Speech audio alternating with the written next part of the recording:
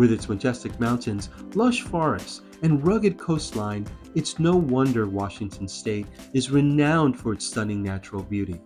This makes it a beloved destination for nature enthusiasts and outdoor adventurers alike.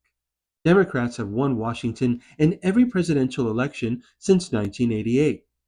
As expected, Kamala Harris comfortably won Washington state in the 2024 presidential election. While Donald Trump improved his margin in all 50 states, Washington had the smallest swing to the right.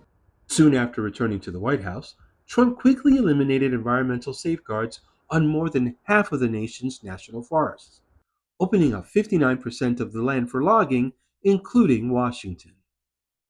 Nature is intricately embedded in the cultural identity of the evergreen state. Efforts to protect and restore the natural environment are not only concentrated on national parks, but also in urban green spaces. Residents enjoying the dense forest, wooden bridges, and waterfalls of the well-traveled Cold Creek Trail spoke to us about their love of the urban oasis. I think it's important for my health to get fresh air, to disconnect from stress from work, and kind of to remember what this area was like before all the humans got here.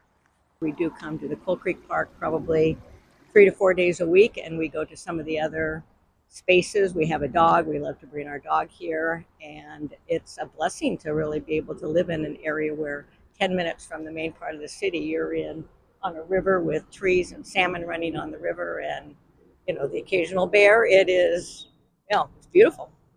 An infrastructure project in Bellevue is currently underway to modernize crucial wastewater systems. This initiative aims to enhance fish and wildlife habitats while improving access to natural spaces for individuals of all abilities.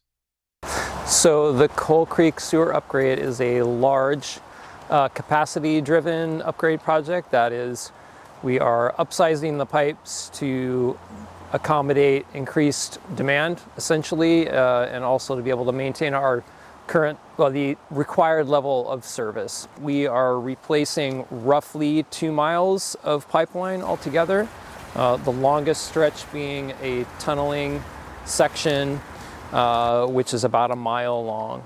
So we need a new pipe. The existing alignment is in the middle of the stream. In a lot of places it crisscrosses the stream, runs alongside it, which isn't an ideal location for a pipeline. So it was built in the 60s. They obviously had different environmental considerations at that point that we do not have today. So we're going to move it away from the stream. There are some small sections where we're actually going to remove that pipe out of the stream. Most of it will be decommissioned in place. To remove it would be way too much environmental impact and also impact to the users on the park itself. The design of King County's wastewater treatment division project has garnered recognition from Sound and Safe for its dual focus on minimizing environmental impact and enhancing local ecosystems. This independent eco-certification organization evaluates land management practices to ensure they support water quality and protect salmon habitats in the Pacific Northwest. This is a great project, and actually it's the first stormwater or wastewater infrastructure project in the nation. As you can see behind us and all around us, we're really sitting in a beautiful area where we have a stream, we have a healthy riparian zone, we're really in an urban forest.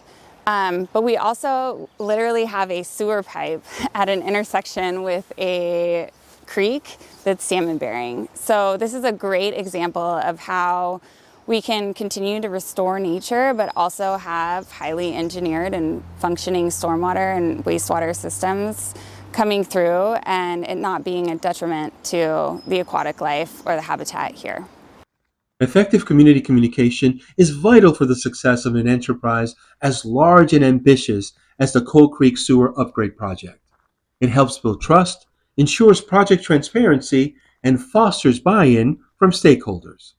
This is an iterative process that occurs from the moment that we community services start on a project, and it goes all the way through construction and into operations, where we're still supporting the community as these get launched. So on this project, when we started to work with people, We did what you see here, where we're putting on-site notices to say, hey, there's a project coming. We started to mail people, 9,000 people in the area, hey, there's a project coming, talk to us about this area. That's when people will come out and say, you need to know this about my values, and you need to know this about a project in this area. They'll also tell you what they don't understand. Wastewater, we get to not think about wastewater and where our water goes. So our first introduction is to say, here's the services we provide, here's the incredible value for you and the environment, here's the project we have and the problem we're starting to solve. And we do that early so that we can start to hear community values. And then we go back to our teams and say, here is what we hear from the community. Community values and input affect these projects all along the way.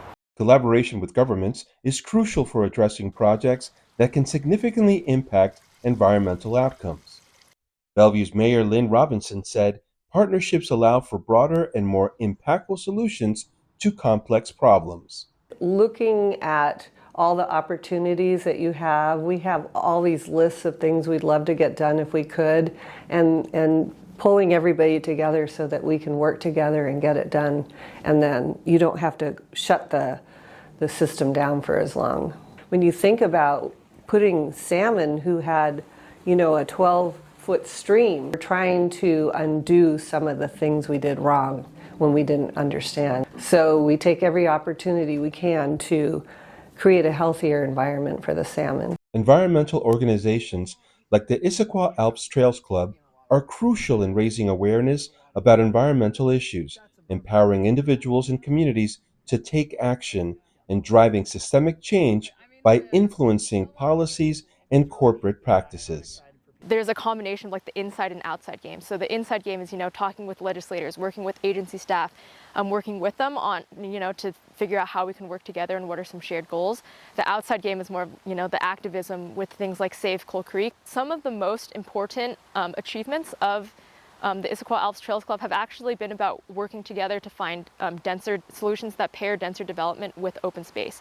So in Issaquah, we have Talus and the Issaquah Highlands. Basically, those were areas where originally it was zoned for like 5-acre lots on septic, which essentially it just completely fragments the entire ecosystem for animals. And instead, we worked with the city council, with the developer to say, okay, you can build on 20% of the land here, you can give 80% of the land to the city to make a park, and also you're gonna have to do mitigation because of the history of coal mining here. The water quality actually improved after the development went in because the developer invested in remediating some of the coal mine stuff. So thinking about some of these win-win-win solutions, because the Seattle metro area is growing. We need more housing, but it doesn't belong here, next to a creek. Urban green spaces are vital because they offer a multitude of benefits for both residents and the environment. So we have fish and wildlife habitat, recreational opportunities, that aesthetically beautiful. We act as a buffer between different land use types. And on and on and on. Ecosystem services, economic benefits to the community. And realistically, it's not always easy to get up into a national park every afternoon, but parks like this are really accessible to families, people on their lunch breaks, area residents, just anyone who wants to use them, and they're easy to get to and enjoy nature. What does it take to maintain a green space like this? It's a substantial amount of work to maintain our trail and bridge infrastructure, to maintain and improve our forest quality here. That includes both trees and the invasive species that we deal with, and especially in urban ecosystems. To do outreach and education so that our residents can really connect with the land better. So I would meet with people who would say, I want you to stand here and we're not going to say anything and we're going to listen, and you'd hear the traffic.